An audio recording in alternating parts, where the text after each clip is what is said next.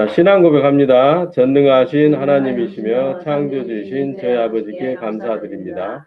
하나님께서는 태초부터 홀로 작정하신 기쁘신 뜻에 따라 우주와 만물을 만드시고 특별히 사람을 하나님의 기뻐하시는 아들이 되게 하시려고 하나님의 생김새와 그 모양대로 만드시고 호흡을 주셨습니다. 마귀의 유혹을 받은 아담부터 시작된 죄로 인해 모태에서부터 사망의 심판을 받고 태어난 저는 하나님의 말씀에 따라 유월절 양으로 죽으신 하나님의 아들 예수 그리스도와 함께 죽었다고 믿습니다. 하나님께서는 믿음으로 죽은 저에게 하나님의 생명인 성령을 주셔서 하나님의 아들로 새로 태어나게 하셨습니다. 그래서 저는 죄의 종노릇을 하던 옛사람이 아니라 새사람으로서 창조주 하나님의 아들이 되었습니다. 그러므로 저는 형제와 이웃을 사랑하고 섬기라는 하나님 아버지의 말씀을 따라 저 자신을 위해 살지 않고 하나님을 기쁘시게 하는 삶을 살겠습니다. 저에게 주신 생명과 모든 것은 하나님 아버지의 것이므로 언제든지 아버지의 뜻에 따라 가난한 이웃을 돕고 하나님께서 복음을 전하는 데 사용하시도록 내어드리겠습니다. 저는 하나님께서 아브라함에게 약속하신 하나님 나라의 유업이 나의 유업임을 믿습니다. 저는 저의 아버지이신 하나님께서 저에게 성령을 주실 때에 하나님의 나라가 되었고 하나님의 제사장으로 기름을 부으셨기 때문에 하나님 아버지와 영원한 소금 언약을 맺었습니다. 이러므로 저는 심은 대로 거두는 상급과 징계가 있음을 잊지 않겠습니다. 저는 오늘도 제 삶이 세상에서 빛과 소금이 되어서 하나님의 찬송이 되기로 결정합니다. 아버지, 저를 하나님의 일에 사용하여 주시옵소서. 아버지, 제가 아버지께 가장 훌륭하게 사용되어지도록 백배의 결실을 내는 좋은 땅으로 항상 아버지 앞에 깨어 있겠습니다. 그러므로 아버지, 저에게 말씀하여 주시옵소서. 아버지, 제가 기쁜 마음으로 즉시 온전하게 순종하겠습니다. 아버지, 저는 오늘 하루도 아버지를 위하여 작은 일에도 충성하고 남의 것에도 충성하고 아버지를 위한 재물에도 충성하여 열심히 살겠습니다. 아멘. 축복기도 하겠습니다. 창조주이신 하나님 아버지, 오늘 여기에 준비된 마음으로 드리는 11조와 감사함을 그리고 지난 한 주 동안에 감동 주시는 대로 흘려보내고 심은 씨앗들이 있습니다. 엘샤다의 신실하심을 따라 언약같은 상을 주시옵소서. 그리하여 더욱 넉넉하고 풍성하게 이 세상에서 더 많이 아버지의 영광을 증명해 보이게 하옵소서. 아버지 또한 이 시간에 말씀을 전하고 들을 때에 명철과 총명을 더해 주셔서 아버지의 마음을 깊이 아는 시간이 되게 하시고 아는 것과 믿는 것이 믿음으로 하나가 되어서 아버지와 온전히 연합되게 하옵소서. 아멘. 우리 창세기 말씀을 6장을 일단 펴시고 노아의 테바 3층집 이야기 두 번째 시간을 오늘 갖도록 하겠습니다. 창세기 6장을 펴놓으시고 노아의 테바 3층집 두 번째 시간입니다. 믿음이라는 것은 어떤 것을 인지하는 것에서부터 출발을 해요. 믿음이라는 것은 심리적인 작용이죠. 믿음이 손에 잡히지 않는 거잖아요. 심리적인 작용이에요. 마음의 작용. 그 사람의 신념, 확신 뭐 이런 것들을 포함하는 것이지만은 어쨌든 이 믿음이라는 것은 어떤 것을 인지라는 말이 무슨 말이에요? 인정하고 알게 된다는 얘기 아니에요. 그렇죠? 감각기관을 통해서 귀로 듣고 눈으로 보고 코로 냄새 맡고 손으로 촉감을 느끼고 입으로 맛을 보고 이런 오감 내지는 육감 이런 것들을 통해서 감각기관을 통해서 어떤 것을 알게 되고 그것을 기초로 해서 믿음이 형성되는 거예요.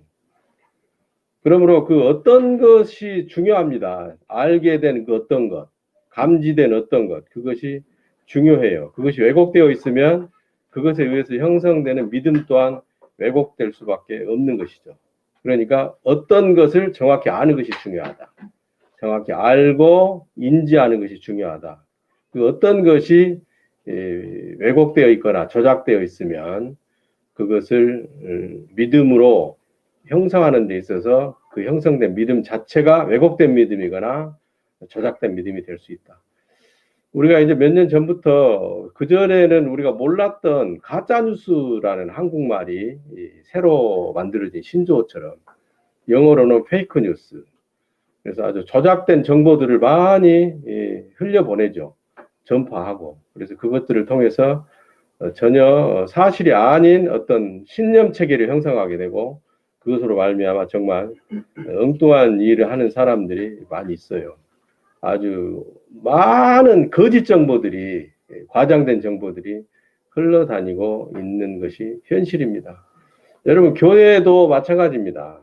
하나님에 대해서 하나님이 목적하시는 바에 대해서 또 하나님이 그 목적하시는 바를 이루어가는 그 방법에 대해서 오래전부터 이런 거짓 정보들이 조작되고 왜곡된 그 어떤 것들이 사람들을 인지시키고 그것으로 말미암아 왜곡된 믿음, 조작된 믿음을 형성해서 오늘날 교회의 모습이 사람들에게 현 기독교인이라는 정서를 만들어내기까지. 그래서 직장 다니는 사람들 중에 교회 다니는 사람들을 별로 안 좋아하는 거예요. 왜냐하면 교회 가서 바이러스 옮아온다고. 그러니까 교회 가지 마라. 그 은연중에 그런 압박을 넣는 그런 분위기가 지금 조장되고 있는 거죠. 여러분 이것이 다 누구의 책임일까요? 하나님의 책임일까요? 사람의 책임일까요? 사람의 책임이에요. 항상 하나님에게 어떤 책임을 돌리려는 생각은 추호도 하지 마세요. 그거 정말 바보 같은 짓입니다. 자기를 낳아준 아버지를 부모를 원망하는 사람하고 똑같은 거예요. 이 세상에 나를 존재하게 해준 부모를 아빠를 엄마를 원망하고 불평하고 그것은 불효자라네. 불효자. 그러죠? 불효자한테 무슨 지분이 돌아오겠어요. 상속 지분이. 하나님은 그보다도 더 엄한 기준으로 자식들을 훈육하시고 장성한 자로 양육해 가시는 줄 믿으시기 바랍니다.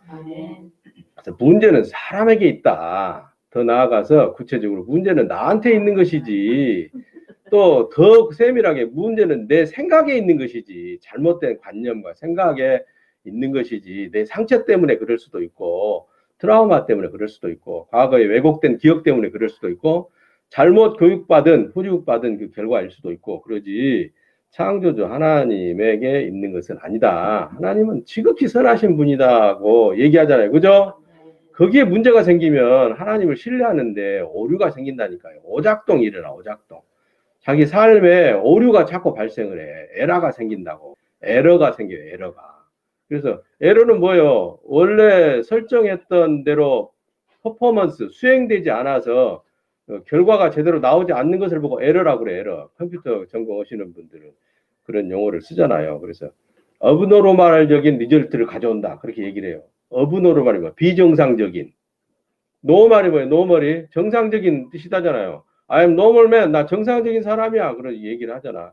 어브노르말 앞에 A, B 접두사를 붙여가지고 부정 접두사를 붙여가지고 비정상적인 결과를 가져오게 만드는 것이 이 오류를 오작동, 에러 이렇게 의미가 쓰이는 것이죠. 그래서 하나님을 알되 바르게 알고 믿으시기 바랍니다. 하나님의 말씀을 바르게 알고 이해하시고 믿으시기 바랍니다. 그분이 뭘 원하시는지 그분이 어떤 방법으로 그것을 수행하라고 하시는지를 정확히 아는 것이 올바른 믿음 체계를 신념 체계를 신앙 체계를 형성하는데 중요한 거예요. 인간의 이 지성적인 판단인 기준이 되는 이 이성이 굉장히 중요합니다. 이성이 올바르지 못하면 올바른 판단을 내리질 못해요. 그런데 놀랍게도 이 이성이라는 기능은 이 능력은 어떻게 만들어지냐면 자기가 겪은 자연적인 경험을 통해서 축적되어진 것. 경험칙이라고 그러죠. 경험칙에다가 또 일반적인 교육을 통해서 학습되고 훈련된 결과물이 합해져서 이성을 만드는 거예요. 이성이라는 능력은 어디서 나오는 거냐면 자기의 경험과 학습과 교육의 결과물인 거예요. 그러니까 올바른 경험을 하지 못했거나 올바른 교육을 받지 못했거나 하면 그 두 가지가 합해져서 나오는 올바른 판단 기준이 이성이 형성될 수가 없는 거예요. 이거 굉장히 중요합니다. 그래서 가정교육이 중요하다는 거예요. 항상 하나님에 대해서 얘기해주고 하나님의 관심사에 대해서 공유하고 하나님께 기도하는 습관을 들이도록 가르쳐주고 이게 굉장히 중요해요. 자기의 경험과 학습되고 교육받고 훈련받은 것들이 합해진 것이 이성적인 판단 기준에 해당되는 것인데, 이걸 보고 우리는 다른 말로 고정관념이다 이렇게 얘기하는 거예요. 이 고정관념이 무서운 거예요. 그 사람의 모태에서부터 들었던 소리부터 시작해서, 사람은 제일 귀가 먼저 만들어지잖아요. 귀라는 기관이 제일 활성화되거든요. 눈은 제일 늦게 열리고 의미가 있어요. 그래서 눈으로 보고 판단하지 말라는 거예요. 하나님 말씀 듣는데 집중해라. 어떤 경험을 했는가, 사람마다 또 어떤 교육과 훈련을 받았는가에 따라서 그 안에 형성되어진 고정관념이 다르고, 그것으로 말미암아 이성적인 판단 기준이 다르다는 거예요. 그래서 제가 드리고자 한 요지는 이겁니다. 그러므로 잘 교육받고 건전한 경험들을 하시라. 할렐루야. 잘 교육받고 학습받아서 거기에다가 건전한 경험들을 많이 하시기를 축원을 드립니다. 그래야 인생 살아가는 데 있어서 무언가를 선택해야 될 순간에 올바른 선택을 할 수가 있어요. 하나님의 말씀의 기준을 잘 붙잡을 수가 있다는 얘기입니다. 그럼에도 불구하고 인간적인 경험들과 인간적인 교육과 학습을 통해서 형성되어진 고정관념으로 뭔가를 판단하고 결정하는데, 거기에 주력하면 이걸 보고 뭐라고 그러냐, 인본주의라고 그러는 거예요. 인본주의. 인간 중심의 판단 기준이 동원된다는 거죠. 인간적인 경험과 그다음에 인간적인 교육과 학습과 훈련을 통해서 형성되어진 이런 고정관념으로 뭔가를 결정할 때 이걸 보고 인본주의라고 하는 거예요. 저와 여러분들은 하나님 아버지 아들들이잖아요. 그죠? 하나님의 사람들이죠. 하나님 나라의 제사장이잖아요. 하나님의 집이고 하나님의 밭이며 하나님의 나라가 되었잖아요. 그렇잖아요. 그러면 여기 인본주의로 뭔가를 결정해야 됩니까? 하나님 위주로 결정을 해야 됩니까?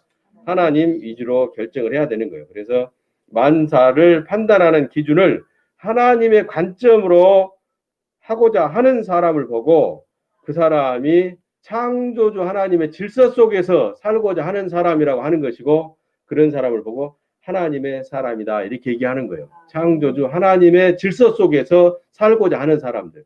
질서라는 단어가 들어가야 되는 거예요. 질서. 위아래 위계 질서뿐만 아니라 하나님이 정하신 규례와 규칙과 규정들 안에서 삶의 기준을 삼고 살아가야 될 줄로 믿습니다. 이런 사람들을 보고 하나님의 사람이다 이렇게 얘기하는 거예요. 그런데 이것이 결국은 창조주 하나님께서 설정하신 기쁨과 행복한 삶을 가져다 줍니다. 하나님께서는 인간을 처벌하고 몰살시키는 그런 목적으로 우주 만물을 창조하신 것이 아니에요. 우주 만물을 창조하신 목적은 사람을 하나님의 아들이 되게 하시고, 그 아들들이 하나님의 질서 안에서 하나님의 말씀의 범위 안에서 기뻐하고 감사하며 행복감을 누리도록 하나님께서는 목적하시고 설정하신 것이죠. 그러므로 모든 것을 하나님 위주로 생각하시기를 축원을 드립니다. 그래야 하나님이 설정하신 그 행복과 기쁨과 감사 속에 들어오게 되는 것이죠. 저와 여러분은 이미 그 여행을 시작한 줄로 믿습니다. 하나님의 아들이 되는 순간 그 여행은 자기가 원하든 원치 않든 하나님의 아들로서의 살아가는 그 여행은 시작하는 거예요. 그러므로 다이렉션을 누구로부터 받아야 되냐? 하나님으로부터 받아야 되고, 그 인생이라는 지도를 해석하는 데 있어서 그 해석 기준이 곧 하나님의 말씀인 거예요. 아멘? 정상적인 군대를 갔다 나오는 사람들은 독도법을 배우잖아요. 독도법. 외딴 곳에, 외진 곳에 떨어져 있을 때 어떻게 자기 본진을 찾아오는가, 어떻게 그 위험구역을 탈출하는가, 그것을 배우는 기술 중에 하나가 독도법이잖아요. 생존훈련과 겸해서. 그래서 인생 여행을 떠나는데 누구의 인도를 받아야 된다? 하나님의 인도를 받아야 된다. 인생 지도를 해석하는 그 독도법, 인생의 독도법을 해석하는 그것이 무엇이다? 하나님의 말씀이다. 아멘. 그래서 인생을 하나님 위주로 살아간다는 것은 첫 번째가 뭐냐면 하나님의 창조주 되심을 믿는 거예요. 그걸 인정하고 받아들이고 믿는 거라니까요.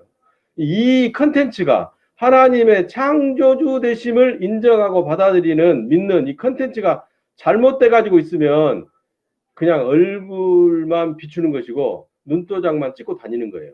그분의 소유권과 그분의 처분권을 믿는 거예요. 창조주 되심은 당연히 그가 만든 모든 것을 스스로 소유하시잖아요. 누구한테 사왔겠어요? 꼬았겠어요? 아니죠. 자기가 스스로 만든 것이므로 당연하게 소유하시는 거예요. 거기에서 나오는 또 하나의 하나님의 권세가 뭐냐면 사용권이에요. 사용권. 또 하나의 권세가 뭐냐면 처분권이라니까요. 이제 로마서 9장에서는 토기장의 권세다 이렇게 얘기하는 거예요. 토기장이. 우리는 피조물로서의 사람의 위치를 또 하나님으로부터 영생하는 생명을 받은 하나님의 아들로서의 위치와 그 신분과 역할을 망각하지 말자. 할렐루야. 당부를 드립니다. 그래서 이방인 불신자들은 이 피조물로서의 위치를 불편해합니다. 창조주를 인정을 안 하니까 불편해해요. 그래서 불편해하니까 같은 불자로 불만이 나오는 것이고 같은 불자로 불평이 나오는 거예요. 매사가 불편해하고 불만이 많고 불평이 많아요. 하나님의 질서를 지키면은 그 질서 안에서 편안하고 기쁨이 넘치고 감사가 넘치고 행복할 건데 그걸 불편해함으로 창조주 하나님의 질서를 무시함으로 말미암아 그 사람들은 하나님의 질서 밖에 있게 되는 거예요. 하나님의 질서 밖으로 쫓겨난 자가 죄인들인 것이고 어둠에 있는 자들인 거예요. 거기에는 슬피 울며 이를감이 있는 인생만 있는 거예요. 이해하시겠죠? 네. 이게 창조주의 질서는 사람에게 기쁨을 주고 감사가 넘치게 하며 행복을 누리게 하는 안식의 질서인데 그걸 무시하고 그걸 불편해하면 밖에 있게 되는 자이다. 마찬가지로 하나님의 아들이 된 다음에도 자기 집에 가훈을 10시까지 들어와야 된다. 통행금지 10시다 하면 10시 안에 들어와야 돼요.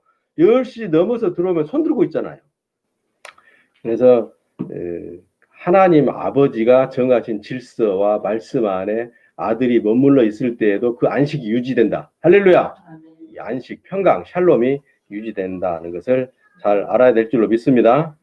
그래서 이제 하나님은 창세기 1장 1절에 태초에 천지를 창조하시니라라고 말씀을 시작하시는데 그 천지는 하늘과 땅, 우주 만물을 의미하기도 하지만은 속뜻으로 보면 사람을 만드신 거예요. 하나님의 아들이 될 사람을 만드신 거예요. 그리고 1장 2절에서 나온 것이 뭐냐면 혼돈하다고 나오잖아요. 창세기 1장 2절에 땅이 혼돈하며 질서가 없으니까 어떻게 해야 될지를 모르고 방황하더라 그런 뜻이거든요. 이 혼돈이라고 번역된 단어는 뭐 땅이 막 갈 바를 알지 못해서 막 이리 갈까 저리 갈까 돌아가는 삼각지 막 그랬을까요? 그걸 말하는 게 아니에요. 거기 땅은 사람을 말해요. 사람. 하나님의 아들이 못된 사람이 혼란스러워 하더라. 그러니까 어둠만 가득 차 있는 거예요. 흑암이 깊다는 얘기는 어둠이 꽉 차 있는 거예요. 하나님의 질서 밖에 있는 사람, 하나님의 샬롬의 질서 안으로 들어오지 못한 사람, 하나님을 창조주로 인정하지 못한 사람은 그 질서 밖에 있음으로 말미암아 혼란스러워하고 인생의 방향이 어디로 가야 되는지를 알지를 못하고 자기 삶의 목적도 모른 채 자기는 잘 안다고 하지만은 실상 창조주 입장에서 보면은 방황하고 있는 광야에 사는 삶이더라. 그러니까 그의 삶이 밝더라, 어둠이더라, 캄캄하더라. 그걸 말하는 거죠. 그런데 이제 그런 사람을 보고 이제 하나님께서 창세기 1장 3절에서 빛이 있으라라고 번역돼서 나왔죠. 네, 빛이 있으라라는 얘기는 빛이 되어라라는 말이에요. 빛이 되어라. 빛이 되어라. 빛의 아들이 되어라 그런 얘기예요. 빛이 아들을 낳으면 빛이죠. 하나님이 빛이시니까 빛이신 하나님이 자식을 낳으면 빛이 되는 거예요. 아멘. 그러니까 데살로니가 전서 5장 5절에도 우리를 빛의 아들이다 그러잖아요. 요한복음 12장에서도 예수님이 말씀하시기를 너희가 이 세상에 큰 빛인 내가 있는 동안에 나를 믿어라. 내가 그리스도임을 믿어라. 그러면 너희가 무엇의 아들이 되리니? 빛의 아들이 되니. 빛은 시편 84편 11절에서 말하는 태양으로 비유되어지고 상징되어지는 하나님을 말하는 거죠. 그래서 우리가 빛이 없던 사람이었는데 빛의 아들로서 빛이 된 사람이다. 그러므로 마태복음 5장 16절에서 너희는 세상에서 빛이니 너희는 세상에서 소금이니 이렇게 말씀하시는 거예요. 마태복음 5장 16절 기억하시죠? 그래서 이제 빛이 되어라 이렇게 말씀하시는 거예요. 이거 이제 히브리 원문으로 보면 아마르 엘로임 하야 오르 하야 이 말이거든요. 이게 아마르 말씀하셨다. 엘로임 하나님이 하야 존재가 되어라. 오르 빛과 같은 존재가 되어라 이 말이에요. 빛의 존재가 되어라. 그러니까 오르 하야 되었다 이 말은 뭐예요? 빛이 되었다 그 말이거든요. 우리나라 성경에는 빛이 있으라라고 해서 마치 스위치를 올려서 빛을 켜라 이런 뜻으로 오해하는데 그것이 아니라 빛된 존재가 되어라. 빛과 같은 존재가 되어라. 어두운 세상에서 어두움을 밝혀주는 존재가 되어라. 이렇게 얘기한 거죠. 아멘. 그것이 이제 창세기 1장 3절이잖아요. 그러고 나서 이제 1장 4절부터 4는 어떤 숫자입니까? 피조물의 수이니까 이제 피조물인 사람이 하나님의 아들이 되어서 살아가는 모습들이 속뜻으로 창세기 1장 4절부터 쭉 나오게 되는 거예요. 놀랍잖아요. 놀랍지 않습니까? 그래서 우리 아버지 창조주께서 어떤 분인가를 잘 이해하시고 그분을 신뢰하시기 바랍니다. 에베소서 5장 4절에도 누추함과 리석은 말이나 희롱의 말이 마땅치 아니하니 돌이켜 감사하는 말을 해라 이렇게 번역을 해놨는데 이 말은 무슨 얘기냐면 외설적인 비천한 말과 근거가 없는 헛된 말이나 임기응변으로 둘러대는 말을 하지 마라 그 말이요. 근데 이걸 원어적인 의미를 직설적으로 표현해보자면 외설적인 비천한 말이나 근거가 없는 헛된 말, 페이크 뉴스 그런 말 하지 말고 임기응변으로 둘러대는 말을 하지 마라 이 말이요. 하얀 거짓말도 하지 마라 그 말이에요 사실은. 그래서 주 하나님께 감사하다는 말만 네 입에서 나오기를 바란다 그런 의미예요. 아시겠어요? 그래서 로마서 13장 10절에도 주 하나님의 사랑을 입은 사람은 절대로 이웃에게 악행을 할 수가 없다. 이웃을 자기처럼 사랑하는 사람은 율법을 온전하게 지키는 사람이다. 그래서 우리는 날이 갈수록 하나님의 말씀을 잘 이해하고 그것을 신뢰하여 여동치 않는 인내. 인내라는 말은 헬라 말로 히포모네라는 말인데 군인이 보초를 쓰잖아. 2시간 간격으로. 보초 쓰고 나면 따뜻한 스프가 준비되어 있고 따뜻한 잠자리가 준비되어 있고 그러죠. 전쟁 나가서 적군을 감시하고 파수를 쓰고 있잖아. 이 전쟁 끝나면 반드시 로마 군대는 급여를 지급해 줬다고. 상응한 지급을 줬어. 전리품을 나눠줬어. 그런 의미의 인내예요. 인내. 그냥 참으라는 얘기가 아니요. 상급을 기대하고 참아내는 거예요. 보상을 기대하고 하나님께서 칭찬을 기대하고 죄를 참아내는 거란 말이에요. 아시겠어요? 그걸 군사 용어로 히포모네라는 단어가 쓰인 거예요. 이것은 또 누가복음 8장 15절에도 쓰였는데 이 말은 결실을 기다리는 농부의 인내에 관해서도 쓰였어. 결실을 기다리는 농부의 인내. 누가복음 8장 15절에도 농부가 씨를 뿌리고 그 결실을 인내하는 것처럼 너희도 길이 참아 기다리라 그걸 얘기할 때 이 히포모네라는 단어가 쓰였단 말이에요. 그러니까 어떤 억울한 일이나 원통한 일, 이해되지 못한 일도 그냥 견뎌내시길 바랍니다. 결실을 기대하는 농부의 심정으로 보초를 잘 쓰고 전쟁 끝나면 전리품을 포상금으로 받을 것을 기대하는 그 군사의 군병의 그 병사의 심정으로 잘 인내하고 견뎌내시기를 축원을 드립니다. 그래야만이 하나님의 칭찬이 있고 법에서 정한 언약하신 상급을 받을 수가 있는 거예요. 끊임없이 유혹하고 참소하는 죄에게 절대로 속아 넘어가지 말고 어떤 핑계도 대지 마시기를 바랍니다. 죄에게 지는 하나님의 아들은 하나님의 근심거리이며 하나님의 수치예요. 죄에게 지는 아들은 하나님 아버지 수치거리라고 칭찬거리가 못 되고 그러니까 절대로 죄는 이를 악물고 이겨내시기를 축원을 드립니다. 죄인들이 바글거리는 이 어둠의 세상에서 우리 자신의 처지를 바로 알고 창조주께서 설정하신 질서와 안식 안으로 들어가기를 부르짖는 사람이 노아흐라는 사람이었다는 거예요. 창세기 5장 24절 에녹이 하나님과 동행한 거 올바르게 해석해 줬죠. 창세기 6장 8절 9절 10절 노아는 하나님께 은혜를 얻었더라 올바르게 해석해 줬죠. 하나님의 은혜를 갈망하고 부르짖었기 때문에 하나님께서 노아를 락가으 사로잡아 주신 거예요. 하나님 우리 아버지의 능력의 팔에 붙잡히시기를 축원을 드립니다. 아멘. 하나님 우리 아버지의 풍성하신 은혜 안으로 들어가시기를 축원을 드립니다. 아멘. 그래서 창세기 6장 8절에서 말하는 은혜를 입었더라 할 때 단어가 맞자라는 히브리 말인데 find out 찾아 나섰더라 그런 뜻이요. 그냥 은혜를 맥없이 가만히 있는 데 가서 입혀준 게 아니에요. 하나님의 은혜를 갈망하고 하나님의 은혜를 갈급해서 목마른 사슴처럼 하나님께 은혜를 입기 위해서 부르짖고 찾고 기도하고 간구하고 나아가는 이런 자세를 보고 맞자라는 단어 히브리 단어가 쓰인 거예요. find out 찾았더라 찾아 나섰더라. 찾지도 않는데 드라크마를 잃어버렸는데 찾지도 않았는데 아버지가 짜잔 여기 있다가 갖다 주는 게 아니에요. 찾아야 될 줄로 믿습니다. 우리가 일해야 된다니까요. 적극적인 참여가 있어야 돼요. 그렇지 않고는 이방인들과 똑같은 삶의 고리 속에서 헤어나오지를 못하는 거예요. 하나님 아들 된 다음에도. 노아는 하나님께 은혜를 구하였고 마침내 그 은혜를 찾았더라. 하나님의 은혜를 구한 노아에게 하나님께 은혜를 베푸셨더라. 이렇게 해석할 수가 있는 거죠. 그래서 이제 하나님께서 노아에게 은혜를 베푸시고 하나님의 은혜를 구한 노아에게 하나님이 허락하신 것이 뭐냐면 너를 위하여 뭘 만들어라? 3층 태바를 만들라는 거예요. 3층 태바. 사각형 집을 3층으로 된 사각형 집을 너를 위하여 만들어라. 여기 고린도전서 3장 9절에서 말하는 하나님의 집이 하나님의 아들 된 저와 여러분이고 저와 여러분의 삶이 노아의 3층 태바 사각형 집인 것을 믿으시기 바랍니다. 그렇게 이해하시기를 바랍니다.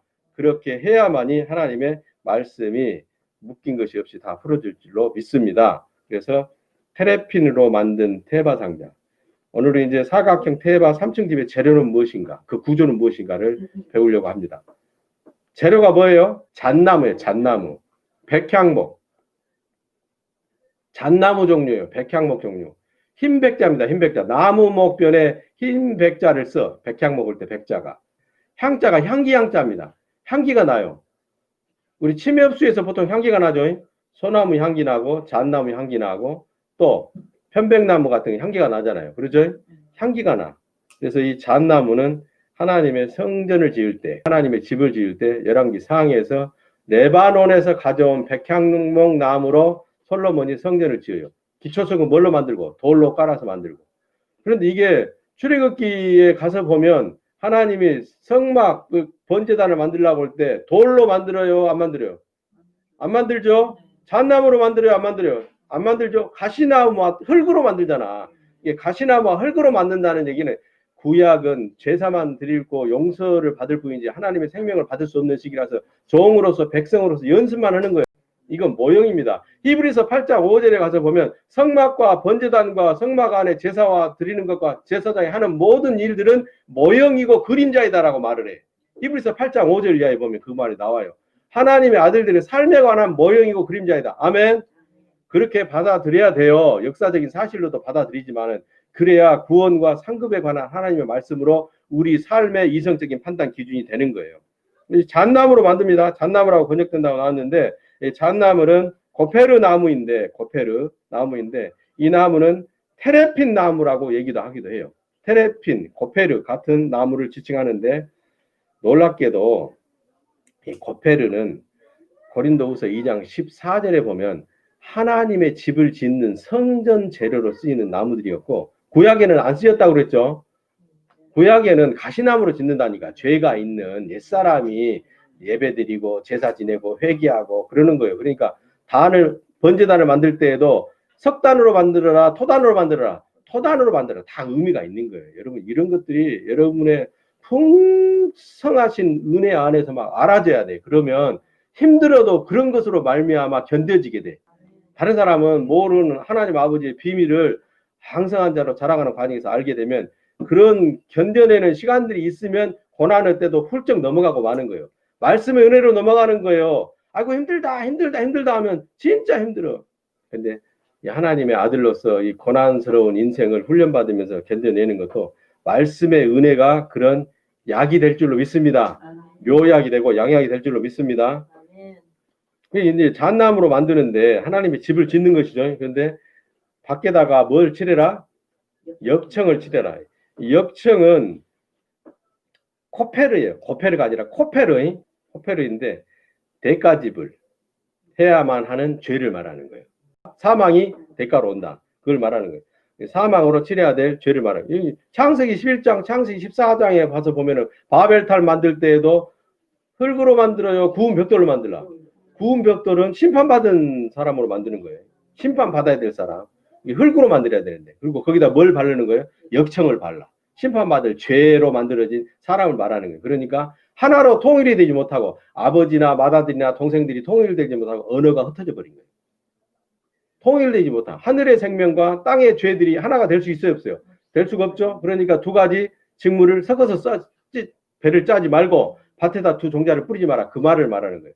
그러니까 하나님의 말씀에 불순종해서 자기가 하나님인 척을 과시하고 하나님의 자리를 넘보고 탑을 쌓아 올라가는데 그 재료가 불에 구운 심판받아야 될 죄인을 말하는 것이고 그 다음에 거기에 발라지는 것이 뭐예요? 접착제로 발라지는 것이 역청, 코페르라는 역청인데 그것은 어디에서 나와요? 하늘에서 나와요? 땅에서 나와요?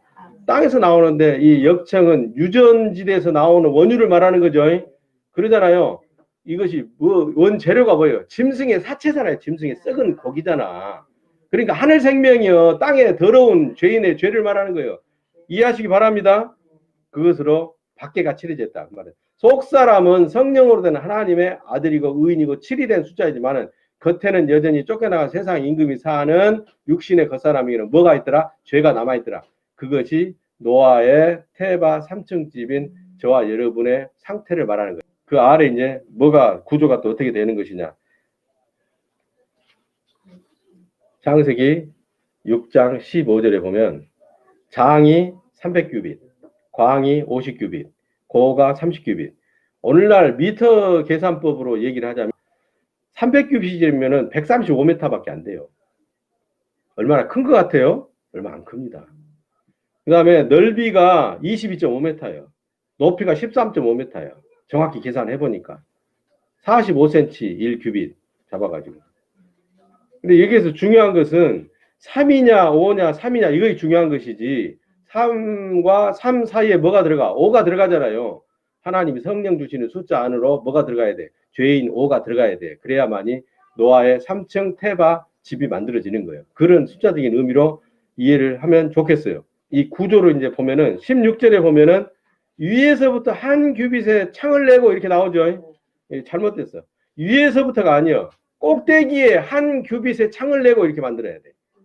꼭대기에. 위에서부터라는 말은 맨 위에 꼭대기에라고 바꿔야 돼. 마알이라는 히브리어인데 이 말이 맨 위에 꼭대기에 그 말이요. 상자 집을 만드는데 3층으로 된 것을 만드는데 맨 꼭대기에 뭘 만들라고? 창 하나를 만들라고 하나. 그런데 135m짜리 상자 3층 집에다가 꼭대기에다가 45cm 곱하기 45cm 그 창을 하나 만들어야 돼. 이걸 뭘 말하는 것이냐? 한 규빗 꼭대기에 오직 위로부터 오는 지혜만 들어오도록 해라. 거기에 위로부터 그 창이라는 단어가 쪼하르라는 단어인데 창이라는 단어는 쪼하르라는 단어인데 정오, 한낮, 햇빛이라는 뜻이요. 히브리 말로. 쪼하르라는 단어는 정오, 12시를 말하죠. 햇빛이 직사광선을 내리칠 때를 말하잖아요. 정오, 시간으로 볼 때. 한낮, 햇빛을 말하는 거예요. 그러니까 하나님의 위로부터 오는 지혜, 성결한 하나님의 음성, 그것으로부터 계시받아서 3층 태밭집은 운영되어야 한다. 헬라 말로 오이코노모스를 해야 된다. 오이코노모스는 그 가게, 집이 운영되어지는 걸 말하는 거예요. 요셉이 보디발 장군의 집에 들어가서 맡은 직책이 뭐예요? 가정총무. 그 집을 경영하는 자.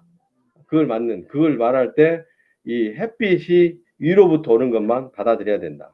그러니까 하나님의 지혜로운 말씀과 그 음성으로 그 노아의 태바 3층 집이 된 저와 여러분의 삶이 운영되어야만 된다. 할렐루야. 그걸 의미하는 겁니다.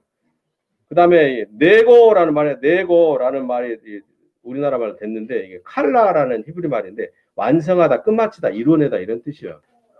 태바 3층 집으로 만들어진 저와 여러분의 하나님의 집된 하나님 아들들의 삶은 하나님의 계시와 하나님의 지혜와 하나님의 음성과 하나님의 말씀으로서만 이루어져 간다. 완성되어져 간다. 성취되어진다. 그걸 의미하는 겁니다. 그리고 옆에 나오죠. 옆에 이제 문을 내는 거예요. 근데 문은 사이즈가 있어요, 없어? 문이 없죠. 몇 개를 내란 말이 있어, 없어? 없죠. 요 문은 뭐냐면은 문은 각 층마다 상중하 3층으로 이 문이 나게 됐는데 옆에다 내라는 말이 나오는데 이 옆이라는 말은 옆구리에 내라는 얘기, 옆구리. 허리, 구약에서 허리라는 말이 나오면은 어떤 의미냐면 생명과 인격이 흘러나오는 자리.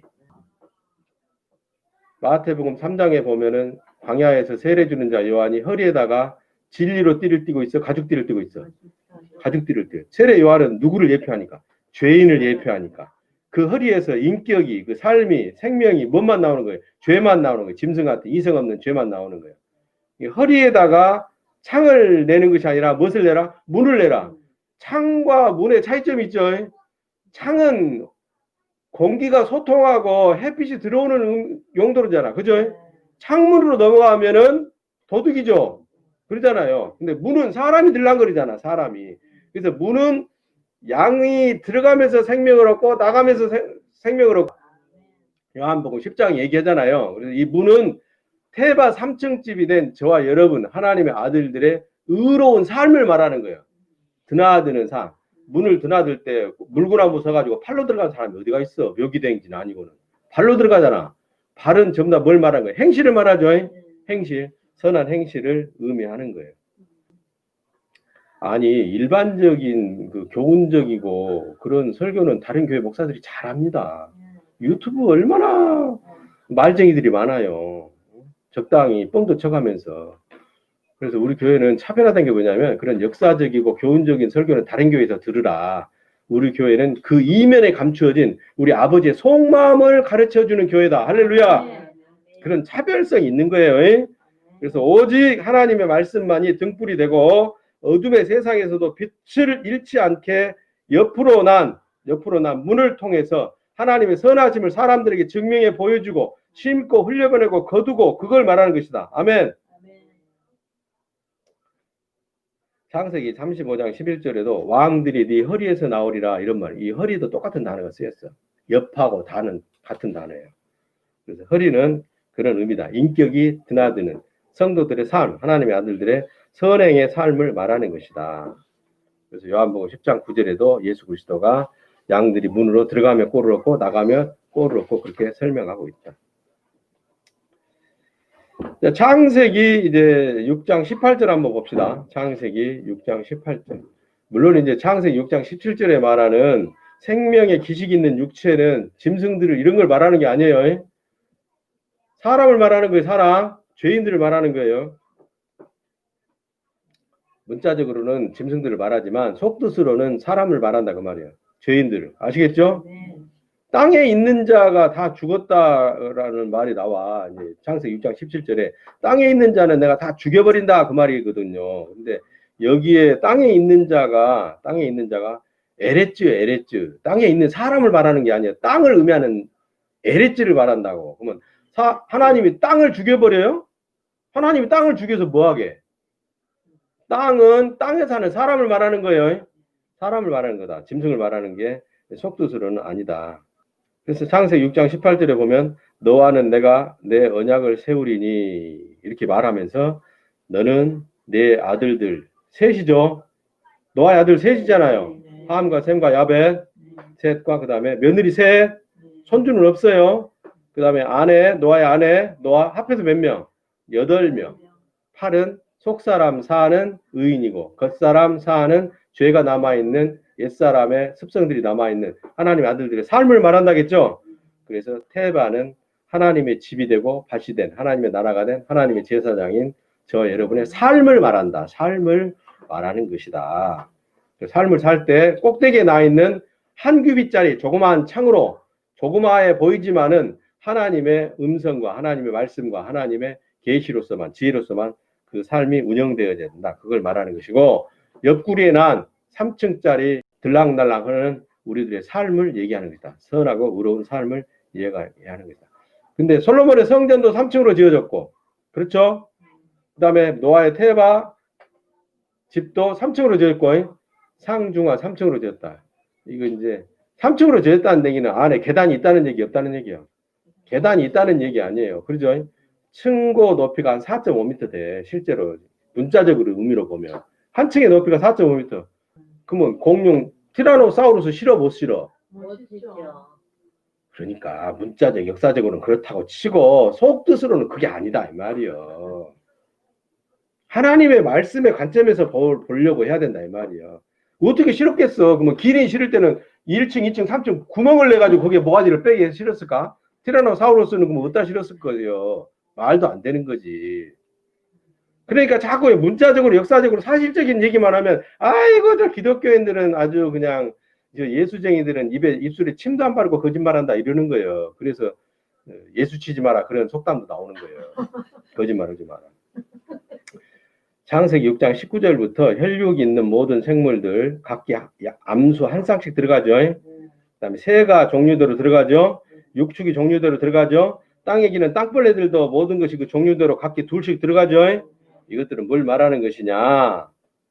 공룡이나 맘모스나 기린이나 코끼리나 그런 것들을 말하는 것도 있지만은 속뜻으로 보면 창세기 7장 14절부터 16절까지의 생명의 기운이 있는 육체라는 말이 나와.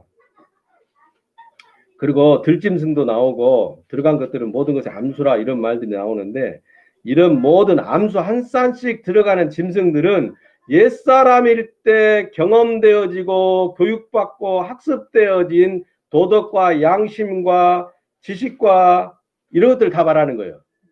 이 짐승들은 예표적인 의미로. 그러니까 하나님 아들 된다고 해서 도덕과 양심과 지식과 경험들이 딱 딜리트 돼버려? 리세트 돼버리냐고. 안 되죠. 과거에 받은 상처들, 부정적인 경험들, 긍정적인 경험들, 초등학교 때 배운 것들, 고등학교 때 배운 것들, 대학원에서 배운 것들, 도덕과 양심과 지식과 경험 모든 것들이 다 남아있게 되더라. 아멘? 그걸 말하는 거예요. 그리고 이제 두 번째 문제가 뭐냐면 정결한 짐승은 암수 7씩. 창세기 7장 2절에 정결한 짐승은 암수 7씩. 부정한 짐승은 암수 2씩. 근데 그게 뭐라고 나오냐? 앞에 모든이라고 나와. 모든 생명체 중에 정결한 것은 암수 7씩을, 부정한 것은 암수 2씩을 실어라. 이게 문제란 말이에요. 이게. 이 정결하고 부정하고의 기준이 정해져 있어, 안 정해져 있어? 안 정해져 있어. 정결하고 부정한 거예요. 그러면 정결하고 부정한 기준이 없는데 어떤 것은 정결한 것이고 어떤 것은 부정한 것이냐의 의미는 숫자로 우리가 알 수가 있는 거예요. 그래서 숫자가 중요한 거예요. 참고사항으로. 7은 의인들을 말하죠. 하나님 아들들을 말하잖아. 그죠? 그 다음에 2는 예수 그리스도의 죽음에 들어가는 연합의 숫자잖아. 그죠? 그걸 말하는 거예요. 그래서 모든 정결한 짐승 암수 7은 뭘 의미하냐면 하나님의 아들로서 하나님 아버지의 말씀에 순종하여 살아내는 삶을 말하는 거예요. 7이 살아내는 삶, 의인이 살아내는 삶, 심고 거두고, 이제 그게 창세기 8장에 그 언약의 내용이 나오거든요. 무지개로 언약이 나오는 게 아니에요. 무지개는 증거고 보증이 되는 거고, 언약은 창세기 8장에 나와요. 이제 그거 설명해주고 마치려고 하는데, 7은 순종의 산제사로 드리는 하나님의 아들의 빛의 행실을 말하는 것이고, 그러면 부정한 암수 둘은 뭘 말하는 거냐? 예수 그리스도와 함께 십자가에 못 박아 죽을 때 쫓겨나간 세상 임금인 죄들을 말하는 거예요. 이에 들어갔을 때 쫓겨나간 것들을 말하는 거예요. 그러니까 용도가 이제 나와. 용도가 이제 창세기 8장에 가서 보면 부정한 짐승은 용도가 전혀 등장하지 않아. 하나님한테 쓰임새가 없다는 얘기예요. 근데 정결한 짐승과 새는 노아가 하나님에게 흠양할 만한 제사를 드릴 때 나와. 할렐루야. 부정한 짐승은 죄들로서 하나님에게 용도가 폐기된 것들이고, 정결한 짐승은 하나님의 아들들의 의로운 삶을 말하는 것인데, 이것이 바로 하나님께서 흠양하실 만한 산 제물이 되는 것이다. 그런 의미인 거예요. 로마서 12장 1절에 너희의 삶을 하나님이 기뻐하시는 거룩한 산제사로 드리라 그러거든요. 그러면서 뭐라고 번역을 해놨냐면 이것이 너희의 드릴 영적 예배니라. 기억하시죠?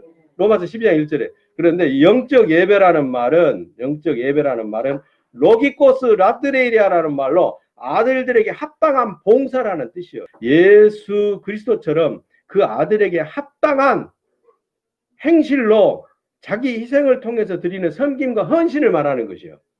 원어의 의미가 그런 의미예요. 로기코스 라트레이라는 말은 합당한 섬김이라는 뜻이거든. 합당한 봉사라는 얘기예요. 적합한 자기 희생을 얘기하는 거죠. 하나님의 아들들에게 요구하는 적합한 자기 희생은 뭐예요? 자기를 부인하고 자기 십자가를 지고 예수 그리스도처럼 하나님의 영광스러움을 증명해 보이는 것이죠. 할렐루야. 이것이 거룩한 산제사라는 거예요. 이 거룩한 산제사라는 말도 사실은 가장 뛰어나고 가장 깨끗한 봉사, 자기 희생, 그렇게 번역을 해야 확 와닿는 의미가 되는 거예요. 거룩한 산제사니 영적 예배니, 그러니까 전부 다 예형적인 형식적인 종교적인 의식에만 집중한다 이 말이에요. 교회가 그런 의미가 아니라고요. 산제사라는 얘기는 하나님의 아들로서의 합당한 섬김을 통해서 이방인들에게, 어둠에 있는 자들에게 빛의 우리 아버지를 보여주는 것. 아멘. 심고 흘려보내고 그런 의로운 행실을 말하는 거예요. 교회 모여서 그냥 막 깨끗한 옷 입고 앉아서 막 찬송을 막 부르고 그런 걸 말하는 게 아니에요. 그건 종교적인 행위예요. 그냥 행위. 그건 우리 하나님이 기뻐하실 수도 있고 기뻐하지 않을 수도 있어요. 그것이 본질이 아니라는 얘기예요. 아시겠죠? 장소가 어떠하든 순서가 어떠하든 형식과 의식이 어떠하든 그 고정관념을 버려버려야 됩니다. 아멘. 그래서 본질적인 신앙 안으로 우리가 자꾸 들어가야 되는 거예요. 예수 그리스도처럼 주 하나님께서 기쁘게 받으실 의로운 제사를 드려라, 이렇게 말할 수가 있는데, 이 제사도 희생제물을 말하는 거예요. 희생제물. 여러분, 자기 희생이 없이는 하나님 받으시는 향기로운 제물을 드릴 수가 없는 거예요. 자기의 것을 드리는 거예요. 할렐루야. 자기의 것이라고 여겨지는 것을 하나님의 것으로 돌려드리는 것이거든요. 이것이 초태생의 의미예요. 이것이 11조의 의미고 이것이 흘려보내고 심는 의미라고. 이 초태생 11조 흘려보내고 심는 그 개념이 잡히질 않으면 하나님의 아들인데도 내내 개미 쳇바퀴 도는 식이요.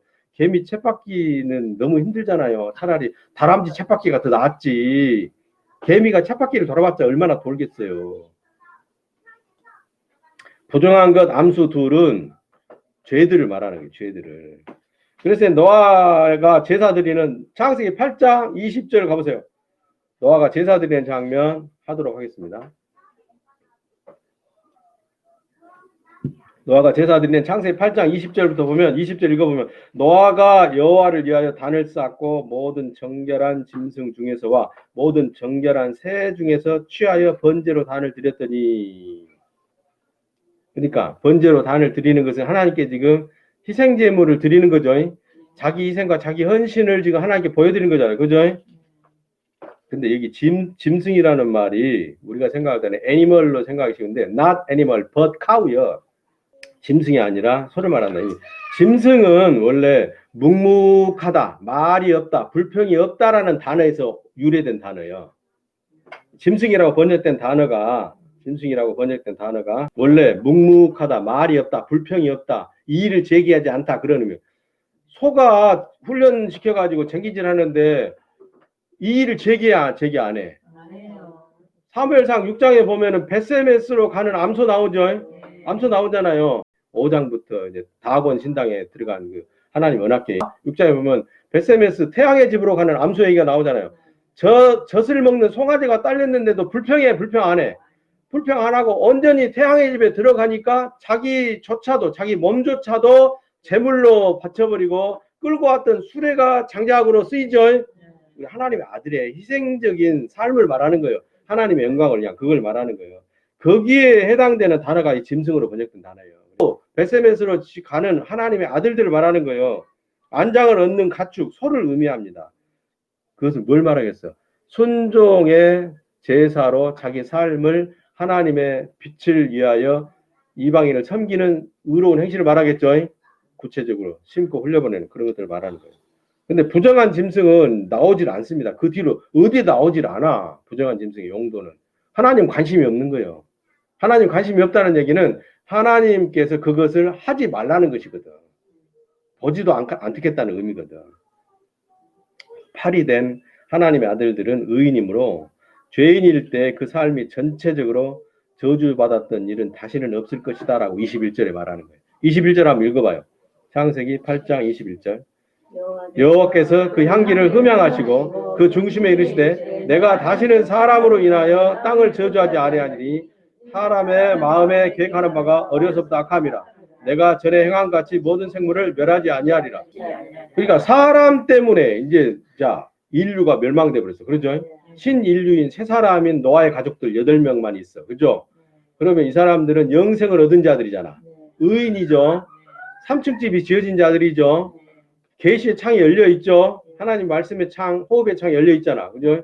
옆으로 난 문도 있죠. 그리고 향기 나는, 하나님 아는 냄새를 나는 테레빈 잣나무로 만들었죠. 그러니까 심판할 이유가 있어 없어? 없어요.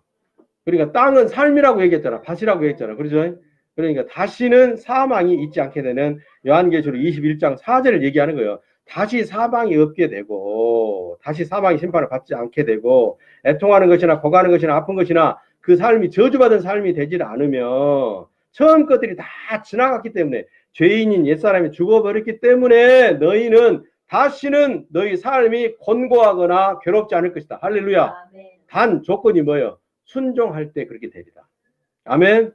그것이 이제 22절에서 말하는 겁니다. 땅이 있을 동안에는 이라는 말은 욤 에레츠 말인데 땅에 사는 동안에는 그 말이요.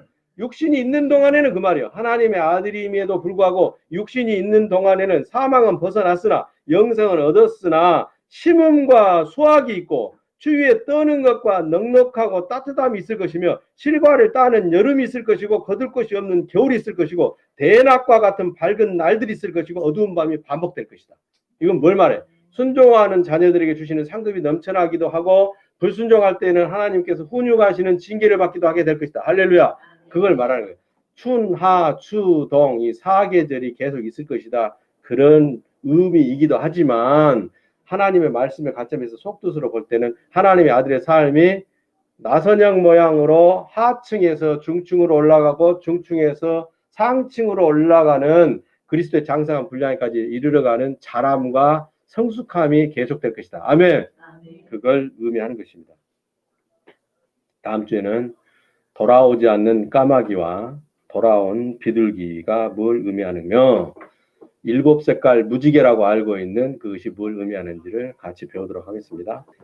반복해서 수정한 것들 편집해서 올려드리면 다시 들으시고 복이 넘치는 하루하루 되시기를 바랍니다. 아멘. 주 하나님 여호와께서 우리 모두에게 복을 주시고 항상 지켜주시기를 원하며 평강의 얼굴로 우리를 바라보시고 범사에 풍성한 은혜 베푸시기를 원하며 우리 모두를 날마다 형통하게 하시기를 축원하옵나이다. 아멘.